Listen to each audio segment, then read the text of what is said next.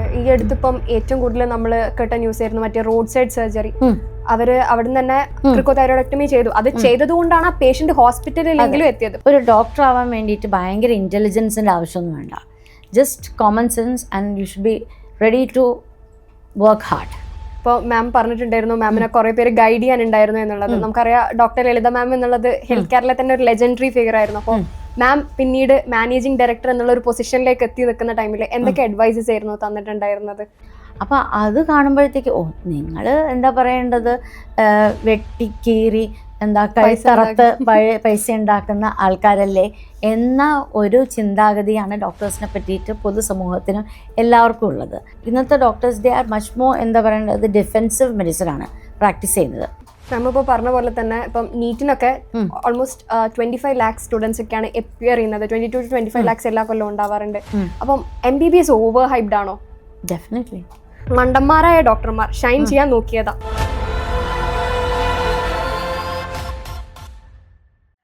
എല്ലാവർക്കും humans of health കെയറിന്റെ മറ്റൊരു എപ്പിസോഡിലേക്ക് സ്വാഗതം. This is Radhika Diju, medical student, Calicut medical college. ഇന്ന് എൻ്റെ കൂടെയുള്ള ഗസ്റ്റ് വളരെ സ്പെഷ്യലാണ്. Because she is the managing director of Malabar hospital Kozhikode. മാത്രമല്ല കേരളത്തിലെ തന്നെ മികച്ച ഒരു യൂറോ ഗൈനക്കോളജിസ്റ്റും ഒപ്പം ലാപ്രോസ്കോപ്പിക് സർജനും കൂടിയാണ് ഈ ഒരു വ്യക്തി. കൂടാതെ IMAയുടെ വിമൻസ് വിങ്ങിന്റെ ബെസ്റ്റ് ജോയിന്റ് സെക്രട്ടറിക്കുള്ള അവാർഡ് ജേതാവും കൂടിയാണ്. Yes everyone, I'm talking about doctor Milli Moni. Welcome ma'am. Hi. Okay ma'am, ma'am ആണ് ഫസ്റ്റ് ഫീമെയിൽ നമ്മുടെ പോഡ്കാസ്റ്റിൽ വരുന്നത് and we are so proud to have you here. എനിക്ക് ഫസ്റ്റ് തന്നെ മാമിൻ്റെ അടുത്ത് ചോദിക്കാനുള്ളത്, മാം എങ്ങനെയാണ് മെഡിസിനിലേക്ക് വരുന്നത്? എപ്പോഴാണ് ഒരു ഡോക്ടർ ആകണം എന്ന് തീരുമാനിക്കുന്നത്? ലളിത മാമിൻ്റെയും മോണി സാറിൻ്റെ ഒക്കെ ഇൻഫ്ലുവൻസ് ഉണ്ടായിരുന്നോ? അതെ, തീർച്ചയായിട്ടും. ഞാൻ ചെറുപ്പം മുതൽക്കേ അവരുടെ ഒരു ബിസി ആൻഡ് ഹെക്റ്റിക് ലൈഫ് കണ്ട് വളർന്നു വന്നിട്ടുള്ള ഒരാളായിരുന്നു. അപ്പം അതുകൊണ്ട് തന്നെ എനിക്ക് മെഡിസിനോട് വലിയ താല്പര്യം ഉണ്ടായിരുന്നില്ല ടു ബിഗിൻ വിത്ത്. പിന്നെ വേറെ ഓപ്ഷൻസുകളൊന്നും ഇല്ല.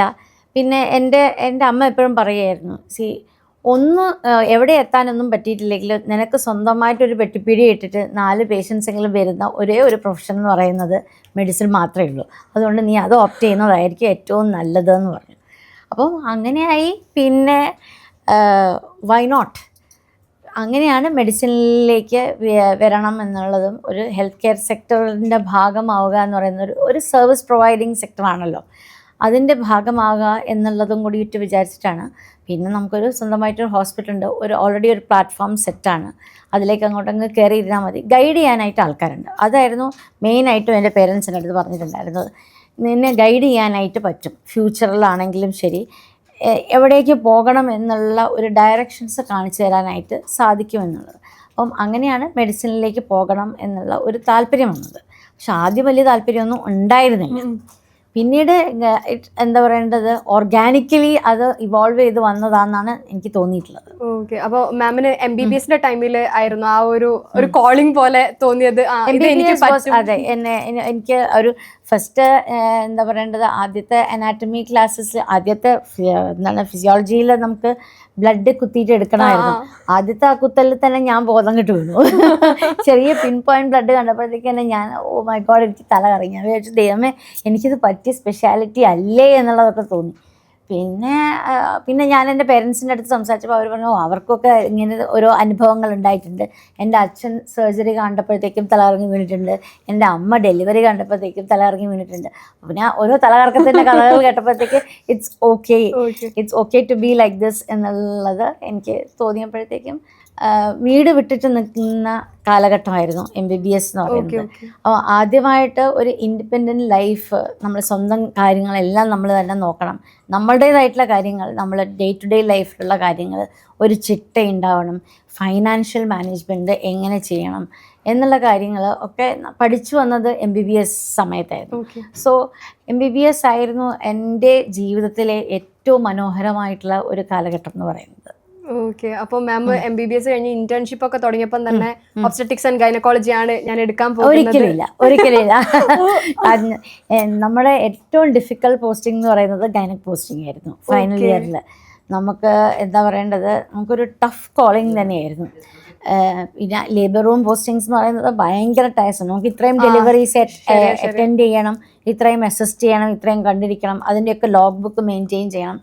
ഇതിൻ്റെ ഒന്നും സൈനൊന്നും നമുക്ക് ഒരു കാലത്തും കിട്ടത്തില്ല. അതിൻ്റെ പിന്നെ നൈറ്റ് ഷിഫ്റ്റ് അതൊക്കെ കഴിഞ്ഞ് വരുമ്പോഴത്തേക്ക് നമ്മൾ വിചാരിക്കും ഓ മൈ ഗോഡ്, ഞാൻ ഒരിക്കലും ഗൈനക്ക് എടുക്കരുതെന്ന് വിചാരിച്ചിട്ട് പോയതായിരുന്നു. പക്ഷേ ഹൗസ് സർജൻസി ചെയ്തപ്പോഴത്തേക്കും ലേബർ റൂം പോസ്റ്റിംഗ് ആയിരുന്നു എൻ്റെ അതിൻ്റെ ഒരു ടേണിംഗ് പോയിന്റ് എന്ന് പറയുന്നത്. അതുവരെ ഗൈനക്ക് വേണ്ട, എനിക്ക് അനസ്തീഷ്യനോടായിരുന്നു താല്പര്യം ഉണ്ടായിരുന്നത്. പിന്നെ ആൾക്കാരെ ബോധം കിട്ടി അവിടെ കിടത്തിയാൽ മതിയല്ലോ, വേറെ ഡീലിങ്സ് ഒന്നും ഇല്ലല്ലോ. അപ്പം പക്ഷേ ലേബർ റൂം പോസ്റ്റിങ്ങിലായിരുന്നു ശരിക്കും ഒരു ഫൺ പോസ്റ്റിംഗ് എന്ന് തന്നെ പറയാമായിരുന്നു. ഞാൻ വിചാരിച്ചു ഭയങ്കര ടഫായിരിക്കും. അത് എന്ന് പറയുന്നത് 8 to 8 ഡ്യൂട്ടിയാണ് നമുക്ക്. 8 to 8 ഡ്യൂട്ടി എന്ന് പറയുമ്പോഴത്തേക്കും ഓൾമോസ്റ്റ് നമ്മളൊരു ഡെയിലി 60 to 100 ഡെലിവറീസ് നമ്മൾ അറ്റൻഡ് ചെയ്യും. നമ്മൾ യു കൈൻഡ് ഓഫ് ബിക്കം എന്താ പറയേണ്ടത്, നമ്മളുടെ ടെക്നിക്സും കുറച്ചൊന്ന് റിഫൈൻഡ് ആകും. നമ്മൾ as a person how to deal with എന്താ പറയേണ്ടത് പേഷ്യൻസ് എന്ന് പറയുന്നത് നമ്മൾ ശരിക്കും പഠിക്കുന്നത് മെഡിക്കൽ കോളേജിലെ ഇൻറ്റേൺഷിപ്പിൻ്റെ സമയത്താണ്. അപ്പം അവിടുത്തെ ഡോക്ടേഴ്സ് എന്ന് പറയുന്നത് പ്രൈവറ്റ് ഹോസ്പിറ്റലിലെ ഡോക്ടേഴ്സിനെ മാതിരിയല്ല. അവർ they see around 200 to 300 patients per day എന്ന് പറയുന്നതാണ്. It's not an easy thing. Because നമുക്ക് ഒരാളെ മനസ്സിലാക്കി അയാളുടെ അടുത്ത് സംസാരിക്കാൻ നമ്മളൊരു റാപ്പോ ബിൽഡ് ചെയ്യണമെങ്കിൽ എന്ന് പറയുന്നത് ഇറ്റ് ടേക്ക് സം ടൈം അല്ലേ. ഒരു മാക്സിമം 10 to 15 മിനിറ്റ്സ് എങ്കിലും നമ്മളൊരാളുടെ അടുത്ത് സംസാരിച്ചെടുക്കാൻ. പക്ഷേ to see 200 patients per day and to do justice to them എന്ന് പറയുന്നത് it's not an easy job. അത് ഭയങ്കര ടയർസമാണ്. അതിൽ നിന്ന് കിട്ടുന്ന ഒരു കിക്ക് എന്ന് പറയുന്നതുണ്ടല്ലോ, ഇറ്റ്സ് സംതിങ് ഡിഫറെൻറ്റ്. നമുക്കൊരാളെ കൺവിൻസ് ചെയ്തിട്ട് നമുക്ക് ഒരാളുടെ മേലെ സർജറി ചെയ്ത് അതിൽ നിന്ന് ഒരു വിൻ വിൻ സിറ്റുവേഷനിലേക്ക് എത്തുക എന്ന് പറയുന്നത് ദാറ്റ് ഈസ് അതെന്ന് പറയുന്ന ആ ഒരു കിക്ക് തരുന്ന ആ ഒരു സുഖം എന്ന് പറയുന്നത് വേറൊന്നും തന്നിട്ടില്ല. സോ അങ്ങനെ നോക്കുമ്പോഴത്തേക്കും I think medical profession is truly it's A true blessing ആയിട്ടാണ് എനിക്ക് തോന്നിയിട്ടുള്ളത്. ഓക്കെ, മാമിന് ഇനീഷ്യൽ ഡേയ്സിൽ മാം പ്രാക്ടീസ് ചെയ്ത് തുടങ്ങിയപ്പം ഒരു പേടി പോലെ ഉണ്ടായിരുന്നു. Because your parents are so successful. അപ്പൊ അവരുടെ സ്റ്റാൻഡേർഡിലേക്ക് എത്തിക്കാനുള്ള ഒരു പ്രഷർ എന്തായാലും ആൾക്കാരെ ചുറ്റിലും തരും. അപ്പൊ ആ ഒരു ടെൻഷൻ എങ്ങനെ ഓവർകം ചെയ്തത്? പിന്നെ ഞാൻ അത്ര സത്യം പറയുകയാണെങ്കിൽ ഇപ്പം നോക്കുമ്പോഴത്തേക്കാണ് ഞാൻ ആലോചിക്കുന്നത് അതിനെ പറ്റിയിട്ട്. ആ സമയത്ത് എനിക്കതൊരു പ്രഷറായിട്ട് തോന്നിയിട്ടുണ്ടായിരുന്നില്ല. ഈവൻ ദോ എവ്രിബഡി വാസ് എന്താ പറയണ്ട, I was under the microscope എന്ന് വേണമെങ്കിൽ പറയാം. നമ്മളുടെ ഓരോ മൂവ്മെൻറ്റ്സും അവർ വാച്ച് ചെയ്യുകയായിരിക്കും. എന്താ പറയുക, നമ്മളെങ്ങനെയാണ് പെർഫോം ചെയ്യുന്നത്, നമ്മൾ പേഷ്യൻസിനോട് എങ്ങനെയാണ് സംസാരിക്കുന്നത്, നമ്മുടെ സർജിക്കൽ സ്കില്ല് എത്രമാത്രം നല്ലതാണ്, നമ്മുടെ ഡിസിഷൻ മേക്കിംഗ് എവിടെയെങ്കിലും പാളിച്ചകൾ പറ്റി പോകുന്നുണ്ടോ. അപ്പം തന്നെ ഉടൻ കമ്പാരിസൺ വരും. ഓ, അമ്മയായിരുന്നെങ്കിൽ, അച്ഛൻ ഇങ്ങനെയായിരുന്നെങ്കിൽ, അച്ഛനായിരുന്നു ചെയ്തിരുന്നെങ്കിൽ എന്ന് പറഞ്ഞ കമ്പാരിസൺസ് ഡെഫിനറ്റ്ലി വരും. സോ ഇറ്റ്സ് കൈൻഡ് ഓഫ് എന്താ പറയേണ്ടത് സ്കേറി ഔട്ട് ദെയർ.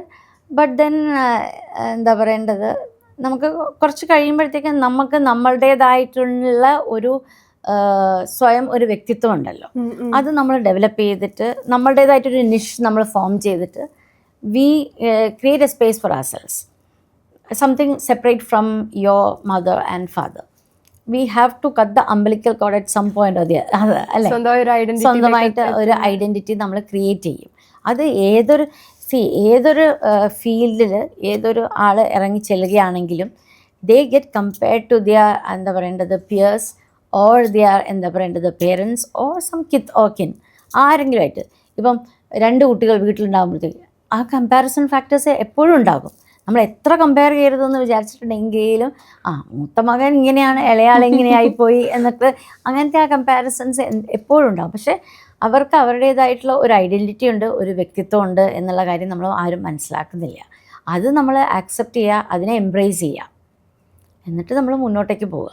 ഓക്കെ, ഇപ്പോൾ മാം പറഞ്ഞിട്ടുണ്ടായിരുന്നു മാമിനെ കുറേ പേര് ഗൈഡ് ചെയ്യാനുണ്ടായിരുന്നു എന്നുള്ളത്. നമുക്കറിയാം ഡോക്ടർ ലളിത മാം എന്നുള്ളത് ഹെൽത്ത് കെയറിലെ തന്നെ ഒരു ലെജൻഡറി ഫിഗർ ആയിരുന്നു. അപ്പോൾ മാം പിന്നീട് മാനേജിങ് ഡയറക്ടർ എന്നുള്ള ഒരു പൊസിഷനിലേക്ക് എത്തി നിൽക്കുന്ന ടൈമിൽ എന്തൊക്കെ അഡ്വൈസസ് ആയിരുന്നു തന്നിട്ടുണ്ടായിരുന്നത്? Basically what she said is do your എന്താ പറയുക, നമുക്ക് ഒരു ഡോക്ടർ ആവാൻ വേണ്ടിയിട്ട് ഭയങ്കര ഇൻ്റലിജൻസിൻ്റെ ആവശ്യമൊന്നും വേണ്ട. Just common sense and you should be ready to work hard, really work hard. പിന്നെ ജീവിതത്തിൽ ആണെങ്കിലും ശരി, നമ്മളുടെ വർക്കിലാണെങ്കിലും ശരി, നമുക്കൊരു ഡിസിപ്ലിൻ ഉണ്ടായിരിക്കണം, നമുക്കൊരു ചിട്ട ഉണ്ടായിരിക്കണം, കമ്മിറ്റ്മെൻറ്റ് ഉണ്ടായിരിക്കണം. ആ കമ്മിറ്റ്മെൻ്റ് ഉണ്ടെങ്കിൽ മാത്രമേ നമുക്ക് നമ്മുടെ 100% നമുക്ക് അതിലേക്ക് കൊടുക്കാനായിട്ട് സാധിക്കുള്ളൂ. 100% നമ്മൾ കൊടുക്കുമ്പോഴത്തേക്കും യുവർ എഫേർട്സ് വിൽ ബി എന്താ പറയേണ്ടത്, എപ്പോഴെങ്കിലും ആരെങ്കിലും അത് ആ എഫേർട്സ് കണ്ടെത്തിയിട്ട് നമ്മളെ സ്വീകരിക്കാൻ റെഡി ആയിരിക്കും, നമ്മളെ ആക്സെപ്റ്റ് ചെയ്യാൻ. നമ്മളുടെ അതായത് സൊസൈറ്റിയിൽ നമുക്കൊരു ആക്സെപ്റ്റൻസ് കിട്ടുക എന്ന് പറയുന്നത്, ആ ഒരു ഡോക്ടർ എന്ന് പറയുന്ന ആ ഒരു പ്രിഫിക്സിന് നല്ലൊരു ആക്സെപ്റ്റൻസ് ഉണ്ട്. അതെ, മേ ബി പണ്ടത്തെ അത്ര ഇപ്പോൾ ഉണ്ടാവില്ലായിരിക്കാം, പക്ഷേ എന്നിരുന്നാലും നമ്മൾ ആ വൈഡൂവി എന്താ പറയേണ്ടത്, ഇപ്പോഴാണെങ്കിലും ശരി, നമ്മളിപ്പോൾ നോക്കുകയാണെങ്കിൽ ഈവൻ നൗ എത്ര കുട്ടികളാണ് ഡോക്ടേഴ്സ് ആവാൻ വേണ്ടിയിട്ട് പഠിക്കുന്നത്. ഈവൻ ദോ ഇപ്പം ഡോക്ടേഴ്സിനാണെങ്കിൽ വലിയ ആക്സെപ്റ്റൻസ് സമൂഹത്തിൽ കണ്ടുവരുന്നില്ല, അൺഫോർച്ചുനേറ്റ്ലി. കാരണം ബിക്കോസ് എന്താ പറയേണ്ടത്, മെഡിക്കൽ അതൊരു ഇൻഡസ്ട്രി ആയിട്ട് മാറിയിരിക്കുകയാണ്. ഹെൽത്ത് കെയർ ഇൻഡസ്ട്രി കമേഴ്ഷ്യലൈസ് ചെയ്തിരിക്കുകയാണ്.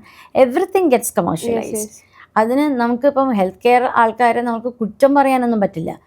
സം പോയിൻ്റ് അത് ആ ഒരു കമേഴ്ഷ്യലൈസേഷൻ ഫാക്ടർ വന്നിരിക്കും. അപ്പോൾ അത് കാണുമ്പോഴത്തേക്ക് നിങ്ങൾ എന്താ പറയേണ്ടത്, വെട്ടിക്കീറി എന്താ കഴുത്തറത്ത് പൈസ ഉണ്ടാക്കുന്ന ആൾക്കാരല്ലേ എന്ന ഒരു ചിന്താഗതിയാണ് ഡോക്ടേഴ്സിനെ പറ്റിയിട്ട് പൊതുസമൂഹത്തിനും എല്ലാവർക്കും ഉള്ളത്. അതുകൊണ്ടിട്ട് പണ്ടൊക്കെ ആ ഒരു ഗോഡ്ലി ഫിഗർ ആണ് എന്നുള്ള ഒരു തോന്നലൊക്കെ പണ്ടത്തെ ആൾക്കാർക്ക്, ഐ തിങ്ക് ഈവൻ എൻ്റെ പേരൻസിൻ്റെ ജനറേഷനിൽ പോലും അത് നഷ്ടപ്പെട്ടിട്ടുണ്ടായിരുന്നു. അതിനു മുമ്പേ ആയിരുന്നു അങ്ങനെ ഉണ്ടായിരുന്നത്. പിന്നെ അത് കഴിഞ്ഞപ്പോഴത്തേക്കും we are just doing another job എന്നുള്ള മാതിരി ആയി. പക്ഷേ നമ്മളുടെ പിയേഴ്സിനെ വെച്ച് നോക്കുമ്പോഴത്തേക്ക് ഇപ്പോൾ IT മേഖലയിലാണെങ്കിലും ശരി, വേറെ ഏതെങ്കിലും മേഖലയിലാണെങ്കിലും നമുക്ക് ഡോക്ടേഴ്സിന് നമുക്ക് കുറേ കാലം പഠിക്കാനുണ്ട്. പിന്നെ നമുക്കൊരു ക്ലയൻറ്റ് ആയി വരണമെങ്കിൽ നമുക്കൊരു എന്താ പറയുക, അവരെ മാതിരിയല്ല, നമ്മളൊന്ന് എസ്റ്റാബ്ലിഷ് ചെയ്ത് വരണമെങ്കിൽ തന്നെ കുറേ കാലം എടുക്കും. പിന്നെ നമ്മളുടെ അടുത്ത് ആൾക്കാർ വിശ്വാസത്തോട് കൂടിയിട്ട് അവരുടെ ജീവൻ നമുക്ക് തരികയാണ് തരുന്നത്. സോ ആ വിശ്വാസം എന്താ പറയേണ്ടത്, ആർജിച്ചെടുക്കുക എന്ന് പറയുന്നത് അത്ര എളുപ്പമുള്ള കാര്യമല്ല. ദാറ്റ് ഹാസ് ടു ബി എന്താ പറയേണ്ടത്, നമ്മളുടെ റിയൽ ഹാർഡ് വർക്ക് ചെയ്താൽ മാത്രമേ ഉള്ളൂ അത് റെക്കഗ്നൈസ്ഡ് ആവുള്ളൂ. അതിനോട് ആ ഒരു കമ്മിറ്റ്മെൻ്റ് ഉണ്ട് എന്ന് ആൾക്കാർക്ക് തോന്നണം, എന്നാലേ ഉള്ളൂ അതിനൊരു റെക്കഗ്നിഷൻ ഉണ്ടാവുള്ളൂ. അല്ലെങ്കിൽ ഈ പറഞ്ഞ മാതിരി ഒരു കംപ്ലീറ്റ് കമേഴ്ഷ്യൽ എന്താ പറയുക ലൈഫ് മാതിരി അങ്ങ് പോയി പോകും. മാം ഇപ്പോൾ പറഞ്ഞ പോലെ തന്നെ ഇപ്പം നീറ്റിനൊക്കെ ഓൾമോസ്റ്റ് 25 lakhs സ്റ്റുഡൻസ് ഒക്കെയാണ് അപ്പിയർ ചെയ്യുന്നത്. 22 to 25 lakhs എല്ലാ കൊല്ലം ഉണ്ടാവാറുണ്ട്. അപ്പം MBBS ഓവർ ഹൈപ്ഡ് ആണോ? Definitely I think so. Because എന്താ പറയേണ്ടത്, ഇപ്പം നമ്മൾ നോക്കുകയാണെങ്കിൽ ഇപ്പം എത്ര കുട്ടികൾ പാസ് ഔട്ട് ആയിട്ട് വരുന്നുണ്ട്, ദേ ജോബ്ലെസ് റൈറ്റ് നൗ. അല്ലേ? അവർ പുറത്തു പോകുന്നു, പുറത്തും ഓപ്പർച്യൂണിറ്റീസ് ഇല്ല, ഇവിടെ ഓപ്പർച്യൂണിറ്റീസ് ഇല്ല. ഇത്രമാത്രം ഡോക്ടർ ആവാൻ വേണ്ടിയിട്ട് പിന്നാലെ നടന്നിട്ടും even after getting an MBBS degree you don't reach anywhere. നമ്മളൊന്നും പഠിക്കുന്നില്ല. പിന്നെ then you have to go for your എന്താ പറയേണ്ട പോസ്റ്റ് ഗ്രാജുവേഷൻ ചെയ്യണം, പിന്നെ സൂപ്പർ സ്പെഷ്യലൈസേഷൻ ചെയ്യണം, എന്നിട്ട് ആൾക്കാർ നമ്മളുടെ അടുത്തേക്ക് വരണം, നമുക്കൊരു പോസ്റ്റ് കിട്ടണം, ആൾക്കാർ അതിനെ ഐഡൻറ്റിഫൈ ചെയ്യണം, റെക്കഗ്നൈസ് ചെയ്യണം, വിശ്വസിക്കണം, അതിലേക്ക് എന്താ പറയേണ്ടത് വിശ്വാസം അർപ്പിച്ച് നമ്മളുടെ അടുത്തേക്ക് അവരുടെ ജീവിതം ആണ് ജീവനാണ് നമുക്ക് തരുന്നത്. സോ ഐ തിങ്ക് എന്താ പറയേണ്ടത്, ഇത്രമാത്രം MBBSൻ്റെ പിന്നാലെ പോകേണ്ട ആവശ്യമുണ്ട് എന്ന് എനിക്ക് തോന്നുന്നില്ല. അത്രമാത്രം ഓപ്പർച്യൂണിറ്റീസ് എന്ന് പറയുന്നത് വളരെ ചുരുക്കം പേർക്ക് എന്താ പറയുക ഒരു ഡോക്ടർ എന്നുള്ള രീതിയിൽ ഒരു റെക്കഗ്നീഷൻ, ഒരു ഗ്ലോബൽ സ്കെയിലിൽ ഒരു റെക്കഗ്നീഷൻ കിട്ടുന്നതെന്ന് പറയുന്ന വളരെ ചുരുക്കം ആൾക്കാർക്ക് മാത്രമേ കിട്ടുള്ളൂ. അതും അത്രയ്ക്ക് ഹാർഡ് വർക്ക് ചെയ്യണം. മാത്രമല്ല എന്താ പറയേണ്ട, ഒരു നമ്മുടെ ജീവിതത്തിൻ്റെ പ്രൈം ടൈം എന്ന് തന്നെ നമ്മൾ ഇതിന് വേണ്ടിയിട്ട് ഏറ്റവും നല്ല വർഷങ്ങൾ നമ്മൾ ഭയങ്കര ത്യാഗങ്ങൾ അനുഷ്ഠിച്ചിട്ടാണ് പോകുന്നത്. നമ്മുടെ പേഴ്സണൽ ലൈഫ് നമ്മൾ കുറേ സാക്രിഫൈസ് ചെയ്യേണ്ടി വരുന്നു. നമ്മളുടെ മീ ടൈം എന്ന് പറയുന്നത് വളരെ കുറച്ചല്ലേ ഉള്ളൂ. അപ്പം നമ്മൾ മോസ്റ്റ് ഓഫ് ദ ടൈം നമ്മൾ എങ്ങനെയെങ്കിലും വർക്ക് ചെയ്യുക, എന്താ പറയേണ്ടത്, കുറേ പേഷ്യൻസിനെ കാണുക, കുറേ സർജറി ചെയ്യുക, അങ്ങനെ നമ്മുടെ സ്കിൽസ് ആർജിക്കുക, അതൊക്കെയാണ് നമ്മൾ കൂടുതൽ ടൈം നമ്മൾ അതിന് വേണ്ടിയിട്ട് സ്പെൻഡ് ചെയ്യുമ്പോഴത്തേക്കും നമ്മൾക്കായിട്ടുള്ള സമയം നമ്മൾ വളരെ നമുക്ക് ദാറ്റ് ബിക്കംസ് ലെസൺഡ്. അപ്പം ഇത്രമാത്രം MBBSൻ്റെ പിന്നാലെ പോകാനുള്ള ചാമ് ഇപ്പോഴുണ്ടോ എന്ന് ചോദിച്ചിട്ടുണ്ടെങ്കിൽ ഇല്ല. Because now you have seen violence against doctors. It's എന്താ പറയേണ്ടത്, ഡോക്ടർ ഇത് ഇന്ന ഒരു ട്രീറ്റ്മെൻറ്റ് തന്നില്ല എന്നുണ്ടെങ്കിൽ, തന്നാലും കുഴപ്പം തന്നില്ലെങ്കിലും കുഴപ്പം, തന്നാലും അടി കിട്ടും തന്നില്ലെങ്കിലും അടി കിട്ടും. അപ്പം വി ആർ നോട്ട് പ്രൊട്ടക്റ്റഡ്. നമുക്ക് ആ ഒരു സേഫ് സോൺ എന്ന് പറഞ്ഞാൽ നമുക്ക് everybody needs safety in their workplace. അത് വേണം. അത് പക്ഷെ നമുക്കില്ല.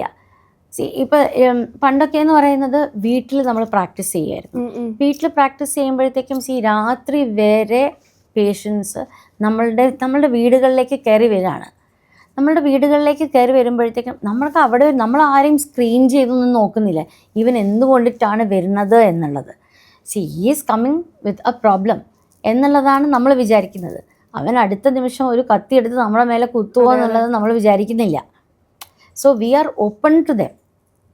നമ്മളെ തന്നെ അങ്ങ് ഓപ്പൺ ആക്കി അങ്ങ് വെച്ചിരിക്കുകയാണ്. നമ്മളിപ്പം നമുക്കൊരു കോൾ വരുന്നു, രാത്രി ഹോസ്പിറ്റലിൽ നിന്നൊരു കോൾ വരുന്നു. നമ്മളത് അറ്റൻഡ് ചെയ്യാൻ പോകുമ്പോഴത്തേക്കും നമ്മൾ എന്താ പറയേണ്ടത്, ഫുൾ ഗിയറൊക്കെ ഇട്ടിട്ടാണോ പോകുന്നത്? ഒരു ബാറ്റിൽ ഫീൽഡിലേക്കാണ് നമ്മൾ പോകുന്നത് എന്നുള്ളത് നമുക്കറിയാം. പക്ഷേ എന്നാലും നമ്മൾ എത്രമാത്രം പ്രിപ്പയർഡാണ്? അല്ല. പക്ഷേ എന്ന് പറയുന്നത് ഇന്നത്തെ doctors they are much more എന്താ പറയേണ്ടത് ഡിഫെൻസീവ് മെഡിസിനാണ് പ്രാക്ടീസ് ചെയ്യുന്നത്. അപ്പം പണ്ടത്തെ മാതിരി ആ ഒരു പേഷ്യൻ്റ് ഡോക്ടർ അറ്റാച്ച്മെൻ്റ് ഉണ്ടല്ലോ, അത് കുറഞ്ഞു വരും. ഡിഫെൻസീവ് മെഡിസിൻ ആകണം. കാരണം നമ്മൾ വിചാരിക്കുന്നത് ഇപ്പോഴത്തെ കുട്ടികളാണെങ്കിൽ അവരെ പറഞ്ഞിട്ട് കാര്യമില്ല. കാരണം ലിറ്റിഗേഷൻ അത്രമാത്രം കൂടി വരികയാണ്.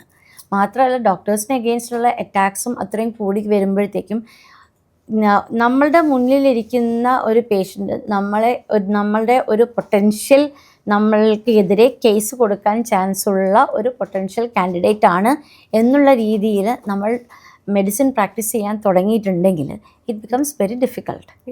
പക്ഷെ നമ്മളെ ആ പോയിന്റിലേക്ക് എത്തിച്ചുകൊണ്ട് നിർത്തിയിരിക്കുന്നത് ആരാണ്? അവർ തന്നെയാണ്. ജനങ്ങൾ തന്നെയാണ് നമ്മളെ ആ ഒരു സിറ്റുവേഷനിലേക്ക് കൊണ്ടുപോയിട്ട് എത്തിച്ചിരിക്കുന്നത്. So we are forced to practise that way. അതെ. ഈ അടുത്തിപ്പം ഏറ്റവും കൂടുതൽ നമ്മൾ കേട്ട ന്യൂസ് ആയിരുന്നു മറ്റേ റോഡ് സൈഡ് സർജറി. അവര് അവിടുന്ന് തന്നെ ക്രിക്കോതൈറോയിഡക്ടമി ചെയ്തു. അത് ചെയ്തത് കൊണ്ടാണ് ആ പേഷ്യന്റ് ഹോസ്പിറ്റലിലെങ്കിലും എത്തിയത്. പക്ഷെ അതുപോലും മനസ്സിലാക്കാതെ ഞാനിപ്പോ കുറച്ച് പേര് എഴുതിയ കമന്റ്സ് ആണിത്. അതായത് ആ ഒരു പേഷ്യന്റ് മരണത്തിന് കീഴടങ്ങി എന്ന് പറഞ്ഞ് ന്യൂസ് വന്നു. അതിന്റെ താഴെയുള്ള ഒരു കമന്റ് ആണ്, അവന്മാർക്കെതിരെ കൊലക്കുറ്റത്തിന് കേസ് എടുക്കണം, മണ്ടന്മാരായ ഡോക്ടർമാർ ഷൈൻ ചെയ്യാൻ നോക്കിയതാ. ഇതൊക്കെ ലൈക്ക് ചെയ്യാനും ഒരു 10-12 ആൾക്കാരുണ്ട്. ആ ഡോക്ടർമാരെ അറസ്റ്റ് ചെയ്യണം, ഒരാളുടെ ജീവൻ വെച്ചാണ് കളിച്ചത്. ആ ഒരു സമയം കൊണ്ട് ഹോസ്പിറ്റലിൽ എത്തിച്ചാൽ പോരായിരുന്നോ? പാവം. They took a chance for making a PR promotion. Surgery is not a roadside business. ആളാവാൻ നോക്കിയ ഡോക്ടേഴ്സിനെ അറസ്റ്റ് ചെയ്യണം. ഇതന്നെയാണ് ഇവർക്ക് പറയാനുള്ളത്. ആൻഡ് ഇത് ലൈക്ക് ചെയ്യാനും ആൾക്കാരുണ്ട്. ഇത് ഓക്കെയാണ്, അവർ പറയുന്നത് ശരിയല്ലേ എന്ന് പറയാനും ആൾക്കാരുണ്ട്. എന്തുകൊണ്ടാണ് ആൾക്കാർ ഇങ്ങനത്തെ ഒരു ആറ്റിറ്റ്യൂഡ് ഡോക്ടേഴ്സിൻ്റെ അടുത്ത് വെക്കുന്നത്? ആൻറ്റി ഡോക്ടേഴ്സായി മാറുന്നുണ്ടോ ആൾക്കാർ? That's what. ഇങ്ങനെ ഒരു സൊസൈറ്റീൻ്റെ മൈൻഡ് സെറ്റ് എന്ന് പറയുന്നത് ഇതിൽ നിന്ന് തന്നെ നമുക്ക് മനസ്സിലാക്കാൻ പറ്റുന്നില്ലേ? ഇങ്ങനെയൊരു സൊസൈറ്റീൻ്റെ അടുത്ത് നമ്മൾ എന്ത് മുഖം വെച്ചിട്ടാണ് നമ്മൾ പ്രാക്ടീസ് ചെയ്യുക? നമ്മൾ ഒരാൾ നമ്മളുടെ മുന്നിൽ കൊളാപ്സ് ചെയ്യുമ്പോഴത്തേക്കും നമ്മൾ അയാളെ സേവ് ചെയ്യാനായിട്ടായിരിക്കും നമ്മൾ മാക്സിമം നമ്മളുടെ ഒരു പേഷ്യൻറ്റിന് എന്തെങ്കിലും മോശം സംഭവിക്കാനായിട്ട് നമ്മൾ ഒരിക്കലും വിചാരിക്കുന്നില്ല. അത് നമ്മളെയും കൂടെ ബാധിക്കുന്ന ഒരു കാര്യമാണ്. അത്രമാത്രം എഫേർട്ട് ഇട്ടിട്ടായിരിക്കും നമ്മളുടെ ക്ലിനിക്കൽ നോളജും നമ്മുടെ തിയററ്റിക്കൽ നോളജ് വെച്ചിട്ടും നമ്മുടെ ക്ലിനിക്കൽ എക്സ്പെർട്ടീസ് വെച്ചിട്ടുമായിരിക്കും നമ്മൾ അവിടെ പെർഫോം ചെയ്തത്. നമ്മളവിടെ ആളാവാൻ നോക്കുകയൊന്നുമല്ല ചെയ്യുന്നത്. നമ്മൾ എങ്ങനെയെങ്കിലും അയാളെ രക്ഷിച്ച് ജീവൻ തിരിച്ചു കൊണ്ടുവരാനായിട്ട് ശ്രമിക്കുമ്പോഴത്തേക്കും we are getting penalised for it. അങ്ങനെ ആകുമ്പോഴത്തേക്കും ആൾക്കാർ മടിക്കും പല സിറ്റുവേഷൻസ് ഫേസ് ചെയ്യാനായിട്ട്. പല സർജറീസ് ചെയ്യാനായിട്ട് ആൾക്കാർ മടിക്കും. പല എമർജൻസീസ് അറ്റൻഡ് ചെയ്യാനായിട്ട് ആൾക്കാർ മടിക്കും. ഇപ്പം റോഡരികിൽ ഒരു ആക്സിഡൻറ്റ് സംഭവിക്കുന്നു എന്ന് തന്നെ വിചാരിക്കുക. ചിലപ്പോൾ നമ്മൾ നോക്കാം, അത് എന്തെങ്കിലും ആയിക്കോട്ടെ, അവിടെ കിടന്നോട്ടെയൊക്കെ, എന്തെങ്കിലും അവനെ രക്ഷിക്കാൻ വേണ്ടി പോയിട്ടുണ്ടെങ്കിൽ നമ്മൾ പെട്ടുപോകും. ആ ഒരു അവസ്ഥയിലാണ്. ഐദർ നമ്മൾ ലോ ആൻഡ് ഓർഡറിൻ്റെ കീഴിൽ നമ്മൾ പെട്ടുപോകും, അല്ലെങ്കിൽ ജനങ്ങളുടെ മുന്നിൽ നമ്മൾ പെട്ടുപോകും. എന്തെങ്കിലും രീതിയിൽ നമ്മൾ പീനലൈസ്ഡ് ആണ്. I don't know why this is happening to the doctors community എന്നുള്ളത് എനിക്ക് മനസ്സിലാവുന്നില്ല.